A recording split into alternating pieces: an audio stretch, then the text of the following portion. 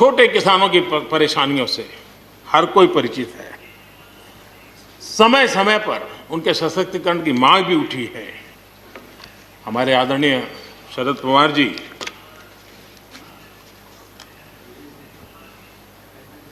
और कांग्रेस के भी हर किसी ने, हर सरकार ने कृषि सुधारों की वकालत की है। कोई पीछे नहीं है, क्योंकि हर एक को लगता है कर पाए नहीं कर पाए अलग बात है, लेकिन ये होना चाहिए, ये बात हर एक की निकली हुई है। और आज नहीं, जब भी जो जहाँ थे सबने की हुई है। और शरद राव जी ने तो अभी एक बयान भी दिया कि भाई मैं सुधारों के पक्ष में हूँ। ठीक है, पद्धति के संबंध में उनके मन में सवाल है, लेकिन सुधारों का विरोध नहीं किया है। और इसलिए मैं समझता हूं कि हमें इस विषय में हमारे साथी श्रीमान सिंधिया जी ने बहुत ही अच्छे ढंग से कई पहलुओं पर इस कानून को लेकर के यहाँ पर ये सारी बातें पिछले 2 दशक से लगातार चल रही है, हर फोरम में चली है। ऐसा नहीं है कि कोई हमारे आने के बाद में हर ने कहा है और हर एक को लगा कि अब समय आ गया, हो जाए, अब समय आ गया। ये ठीक है, फुल स्टॉप कॉमा कोई इधर उधर हो सकता है, कोई ये दावा नहीं कर सकता है कि भाई हमारे समय की सोच बहुत ही बढ़िया थी। मैं भी दावा नहीं कर सकता हूँ कि हमारे समय की सोच बढ़िया है, 10 साल के बाद कोई नई सोच आ ही नहीं सकती। ऐसा नहीं होता है जी। ये समाज जीवन परिवर्तनशील होता है। आज के समय हमें जो ठीक लगा चलो चले, आगे सुधार करेंगे, नई चीज़ों को जोड़ेंगे। यही तो प्रगति का रास्ता होता है जी। रुकावटें डालने से प्रगति कहाँ होती है जी। और इसलिए, लेकिन मैं हैरान हूं, अचानक यू टर्न ले लिया भाई, ऐसा क्यों किया? ठीक है, आप आंदोलन के मुद्दों को लेकर के इस सरकार को घेर लेते, लेकिन साथ साथ किसानों को भी कहते हैं कि भाई बदलाव बहुत जरूरी है, बहुत साल हो गए, अब नई चीजों को लेना पड़ेगा, तो देश आगे बढ़ता है। लेकिन अब मुझे लगता है कि राजनीति इतनी हावी हो जाती है कि अपने ही विचार छूट जाते हैं। लेकिन जो ये सब कर रहे हैं अच्छा है। आदरणीय डॉक्टर मनमोहन सिंह जी यहाँ मौजूद है, मैं उन्हीं का एक कोट आज पढ़ना चाहता हूँ। हो सकता है जो यू टर्न कर रहे हैं वो मेरी बात माने या न माने, मनमोहन सिंह जी की तो बात जरूर मानेंगे। There are other rigidities because of the whole marketing regime set up in the 1930s, which prevent our farmers from selling their produce where they get the highest rate of return. It is our intention to remove all those handicaps which come in the way of India realizing its vast potential as one large common market. ये आदरणीय मनमोहन सिंह जी का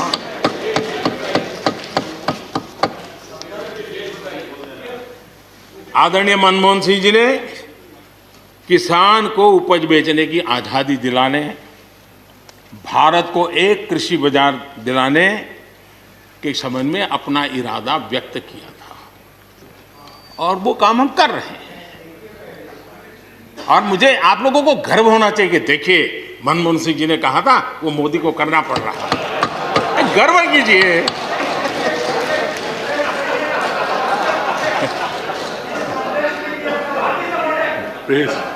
please.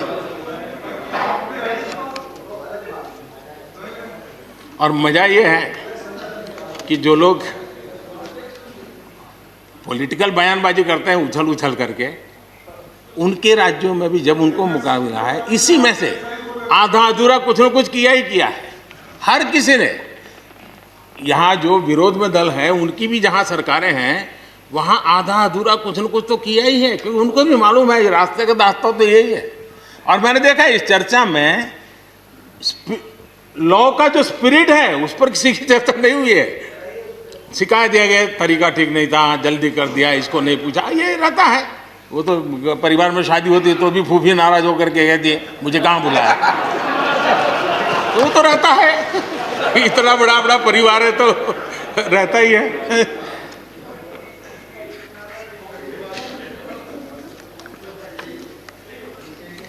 हम कुछ और बातों की ओर भी ध्यान दें।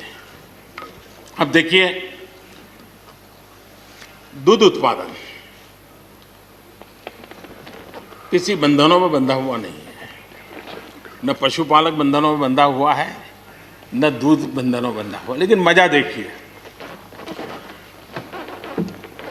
दूध के क्षेत्र में या तो प्राइवेट या कोऑपरेटिव, दोनों ने एक ऐसी बड़ी मजबूत चेन बनाई है, दोनों मिलकर के इस काम को कर रहे हैं और एक बेहतरीन सप्लाई चेन हमारे देश में बनी है।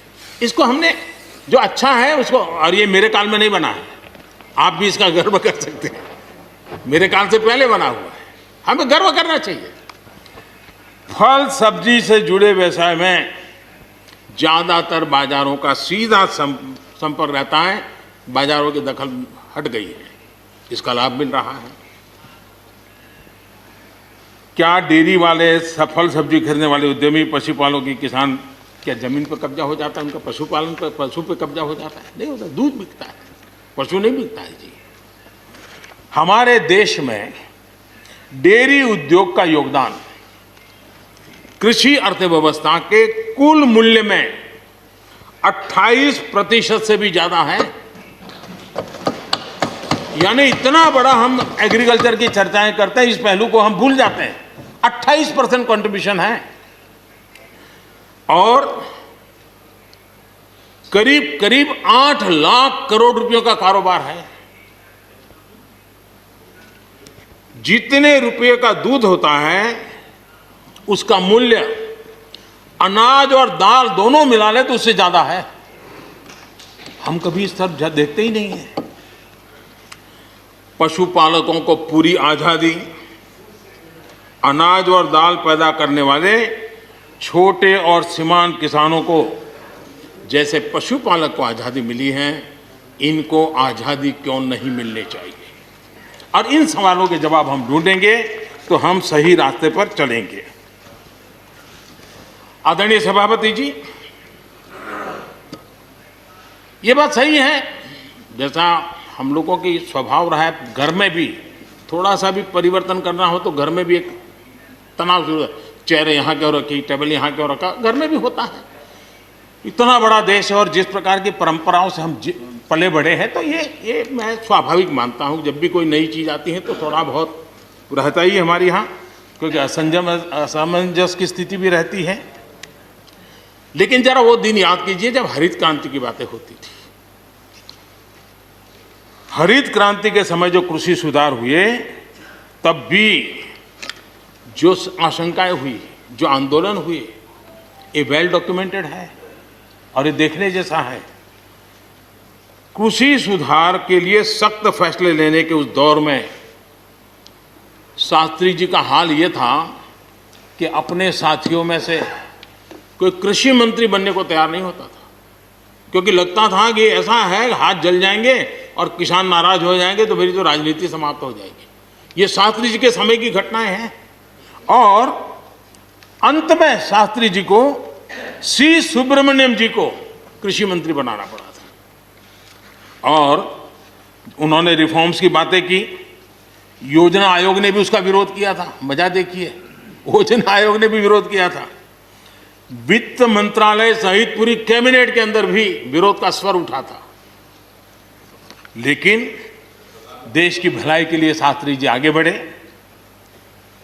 और लेफ्ट पार्टी जो आज भाषा बोलते हैं ना, वही उस समय बोलते थे। वो यही कहते हैं, अमेरिका के इशारे पर शास्त्री जी ये कर रहे हैं, अमेरिका के इशारे पर कांग्रेस ये कर रही है।